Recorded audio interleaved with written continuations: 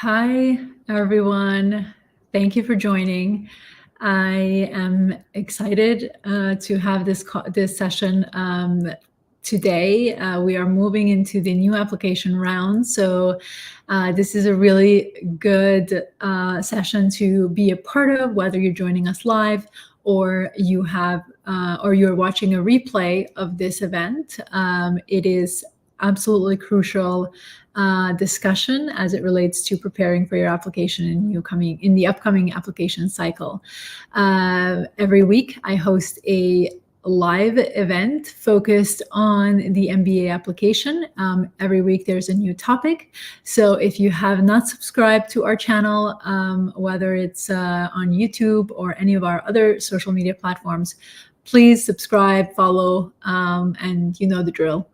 If you want to be notified about any specific events, please hit that notification button so that you can be notified on all of our future events.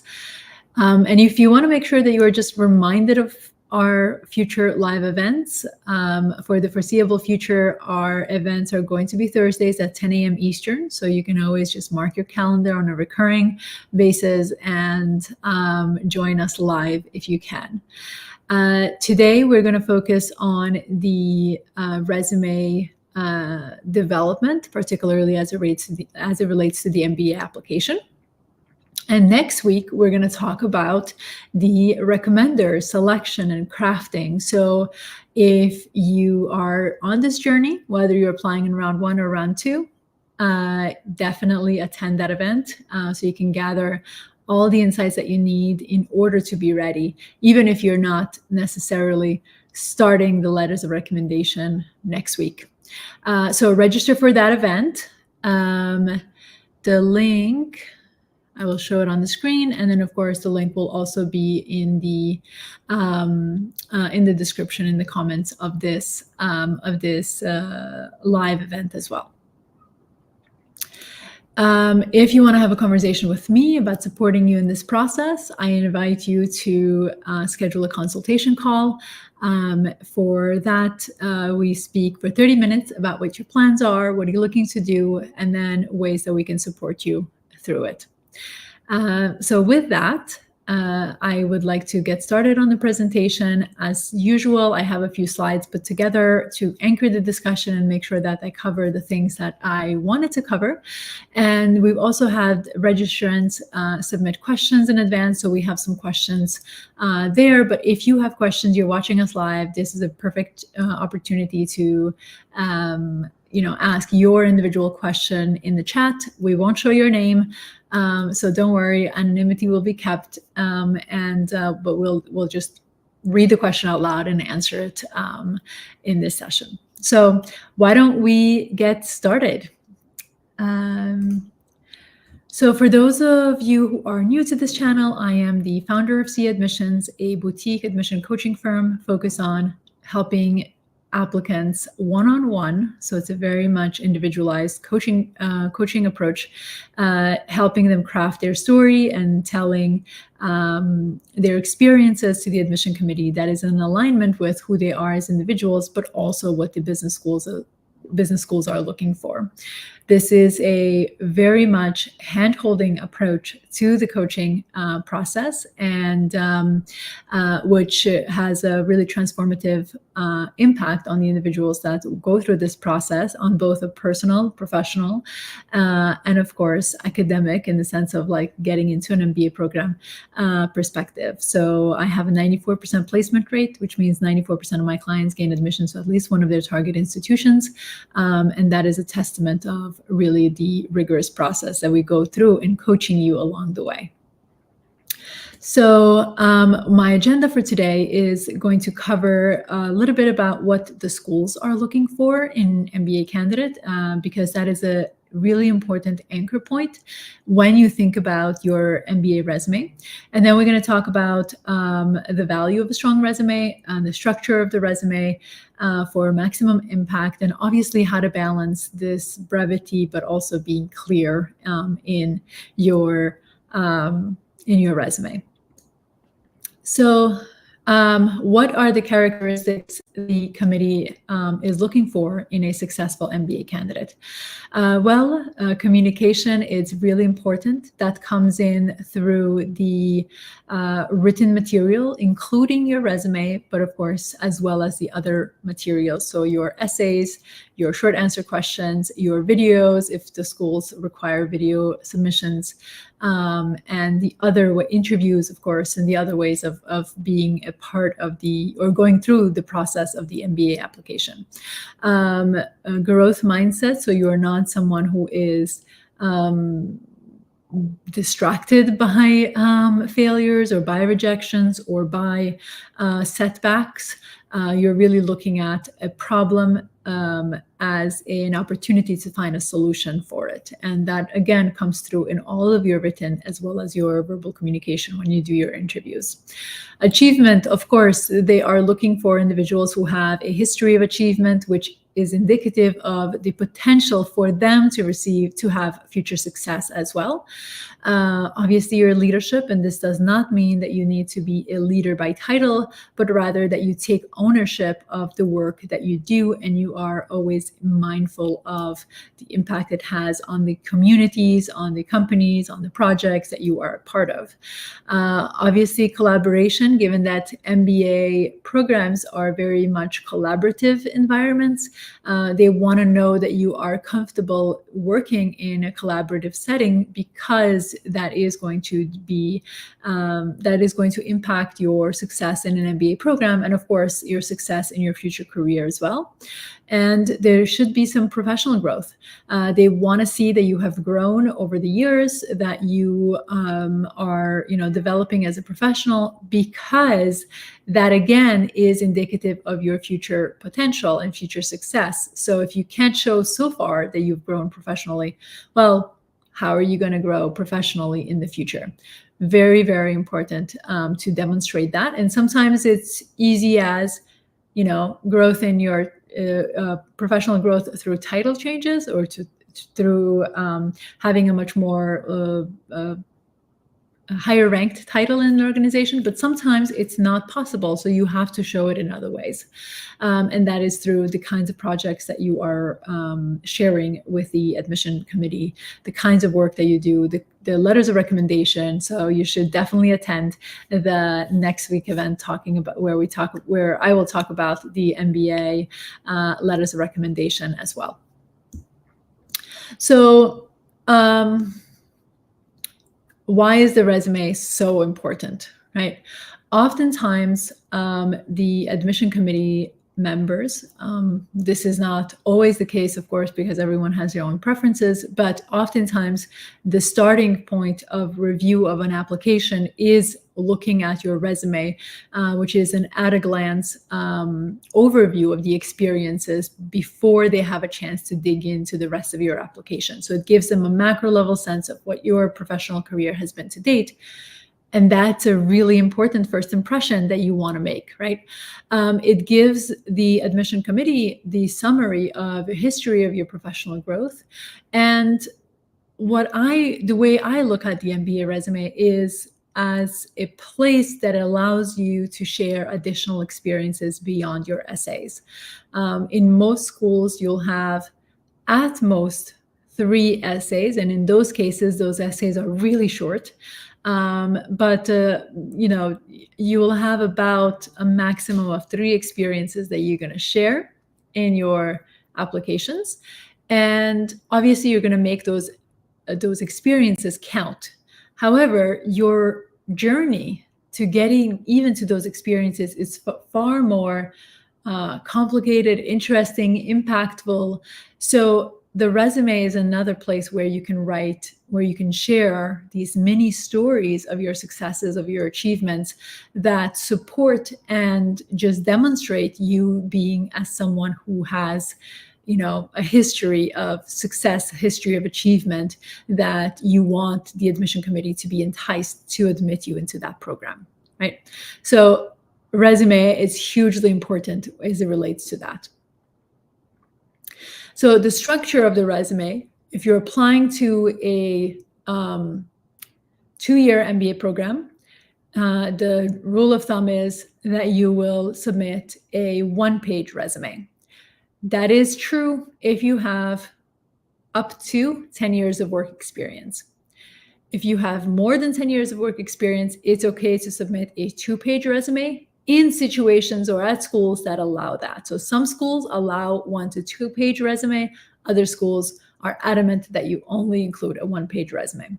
So in either cases, the structure is going to be typically your employment, education, extracurriculars, and interests. It typically I like that structure because it really does emphasize on your contributions and your professional impact as a starting point. If you are obviously applying to different kind of institutions where academia is much more important, then obviously you can change the order. But for the purposes of business school, your professional work experience is important. So for employment section, you're going to have a job description and you're going to have some achievements that you're going to talk about. I'm going to start with the job description and then we'll talk about the achievements, and we'll go through the rest of the material. But for the job description, you want to show the scope of the project, the teams, and the budget you have worked. This is a macro level of responsibilities in relation to what your role is in the context of the rest of the team. So you can be a manager, you can be an associate, you can be whatever your role may be. You want to look at your job description from the context of your role in relation to the department, the project, and or the company, depending again on where you sit in the hierarchy of things. This is a macro level view of who you work with beyond your department as well. So if you work with cross-functional teams, this is a place where you can include that.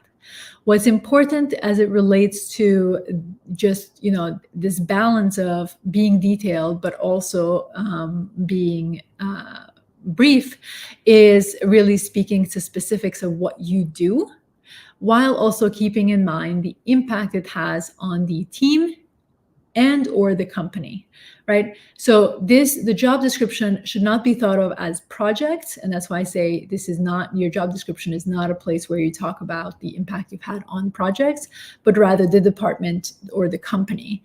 So for example, in most situations, you work on many different projects and the collection of those projects have a macro level success on the department as well as the company. That's what I'm talking about essentially when the job description, whereas the impact you have on a given project, that is an achievement as a bullet point in your resume, essentially. So now the achievements are bullet points in your resume. I wouldn't go with a litany of bullet points. I would keep it 2 to 3, depending on how many jobs you've had. And obviously you have to balance out the different pieces that you're sharing, that you're choosing to share in your resume. But when it comes to the bullet points, they should be project focused, initiative focused, and not sort of a part of the macro level description of what your job responsibilities are. So you really want to make sure that there's a distinction between the job description and the achievement bullets that you're including.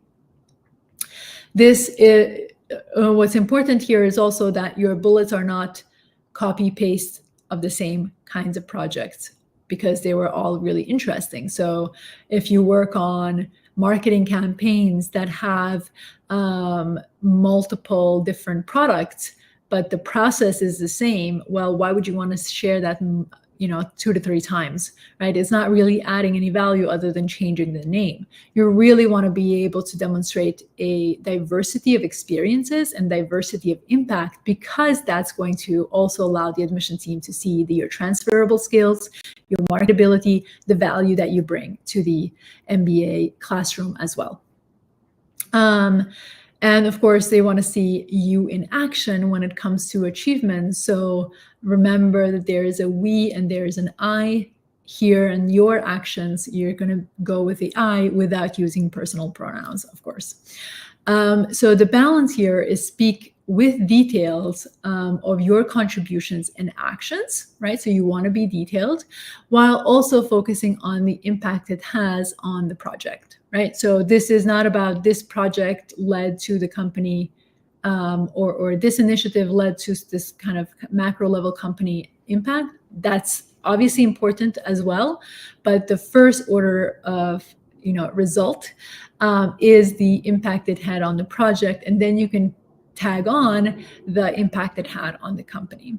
But it is important that we see that the admission committee sees you in action, because that's what they're looking for. They're not really looking for the impact the team had, because they're not evaluating the team, they're evaluating you, right? Really, really important.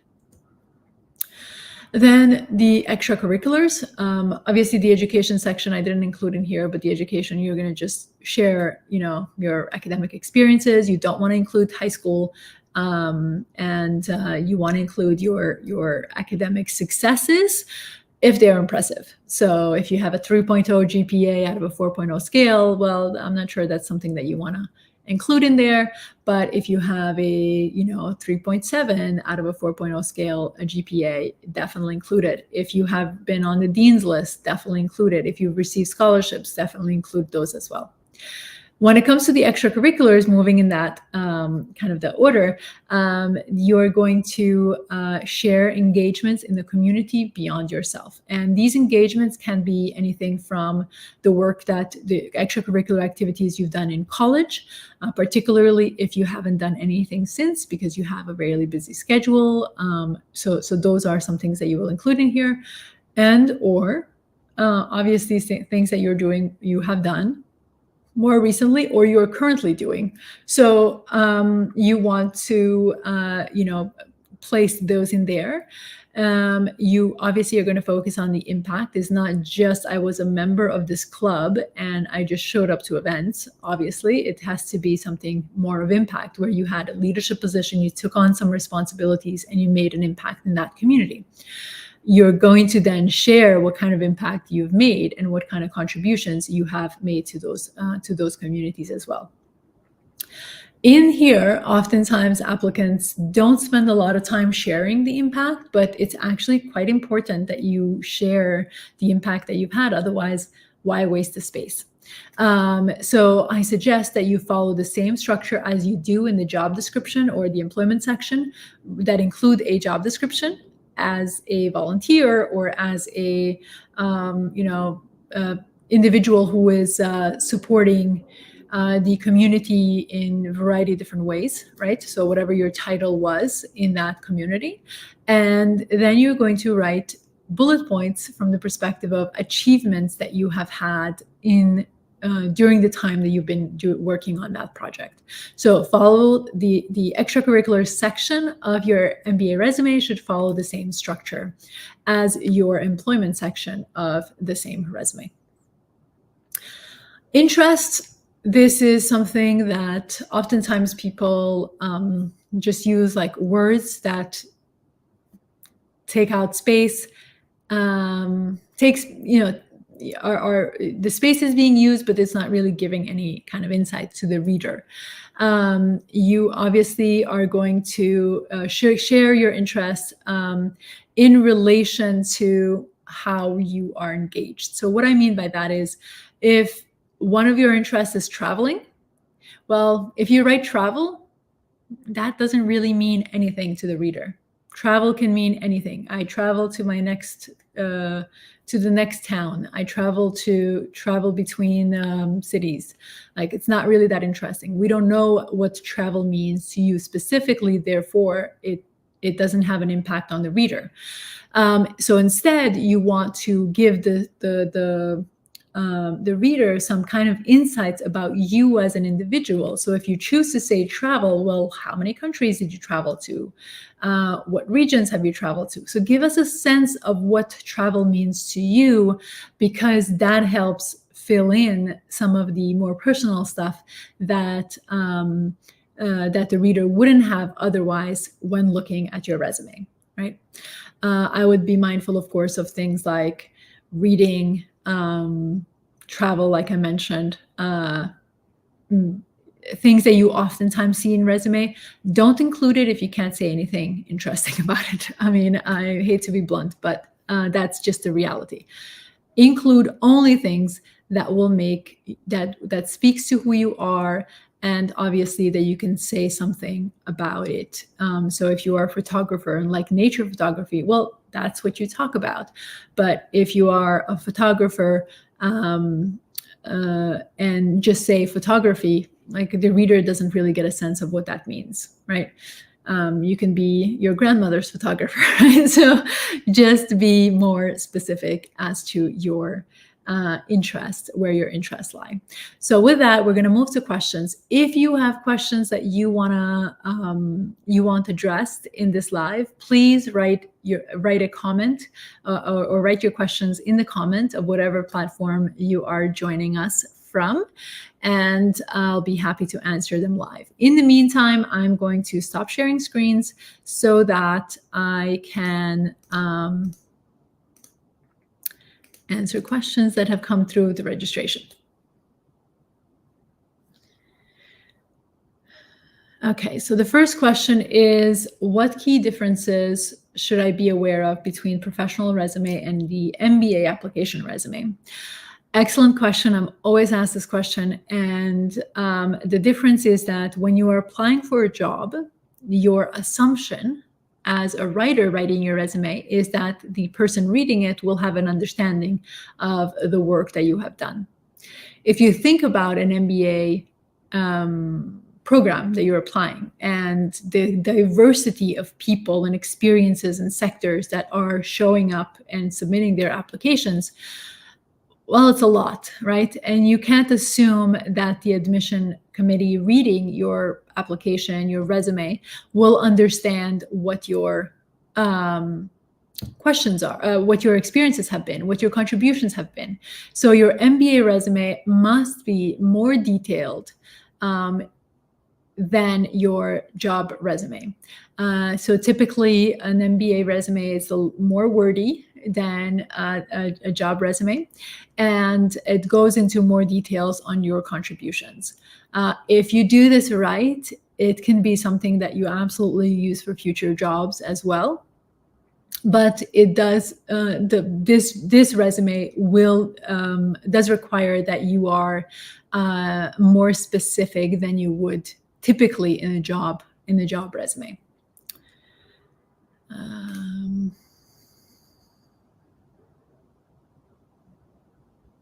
Awesome. I see that we have a lot of people on LinkedIn, so thank you for joining us. Again, if you have questions, please write them in the comments in there, and then we'll answer them live without, of course, putting your specific question in on the screen. So let's continue with questions. How should I format my MBA resume if I have over 10 years of work experience? I would follow the same format. Of course, you're going to look at where are you applying to, where are you applying to? And then you're going to decide if you have to put your over 10 years of experience in a one-page document, or if you have the space to actually, speak in more detail and provide a 2-page resume. I wouldn't do a 1 page and a quarter. Either choose 1 full page or 2 full pages of your resume. So that would mean if you're going with 2 pages, obviously it's going to be a lot more work, and you're going to have to share a lot more details over the years. I prefer going with 1 page and focusing on the more recent experiences, whereas your application portal will have an opportunity for you to add all the jobs that you've held. For most schools, some other schools give you the option to add additional documents related to your past work experience. So you want to really have a deeper understanding of what schools you're applying to and how is that going to impact the way you're presenting your experiences in your resume. I would definitely not include any internships, especially if you've had 5 years or more work experience, because it's just not adding a lot to your application. There's just so much that has happened since you have transformed as a professional, since you've had that internship. So definitely not something that you would include. And also it could be that your junior role that you've had 10 plus years ago, it's not really relevant to your future. So why waste the time of the reader to read that content? Just be mindful of and respectful of obviously the reader's time, but making sure that you are also respecting your experiences by giving them all the details they need in order to be in order to showcase that you have obviously things to contribute to the community. There's a question that has come in. I'm not going to show it on screen, but I will just read it. Is leadership experience and certification segment important for an MBA resume?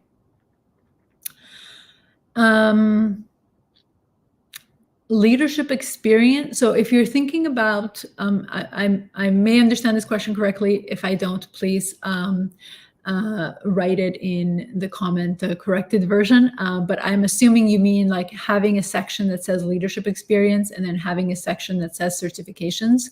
If that's the case, you do not need to break those down. I will say your leadership experience should be part of your employment section. It's the way you speak about your experiences that you have without having its own section. Certifications, if they are important, it can be towards the bottom of the resume, or if they are something that the certificate took quite a bit of time to prepare. So I'm thinking like the CFA, then it could be part of the education segment as well. Obviously, if it's a designation, it can go also next to your name. So there's definitely ways that you can incorporate those. But it's really important to keep things as simple as possible for the reader. Don't make a complicated resume.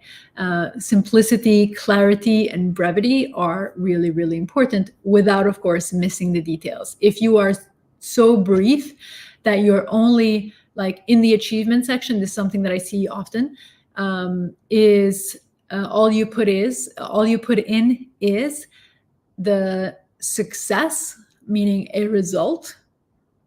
That's technically an achievement, but the reader has no idea how you got there, or even if you got there, or was it the team's success, right? So it's really important for your MBA resume that you speak to your actual actions that you have taken in order to get to the result that you will be also sharing with them.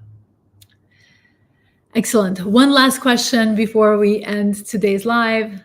And we'll go with a question that has come in through the registration.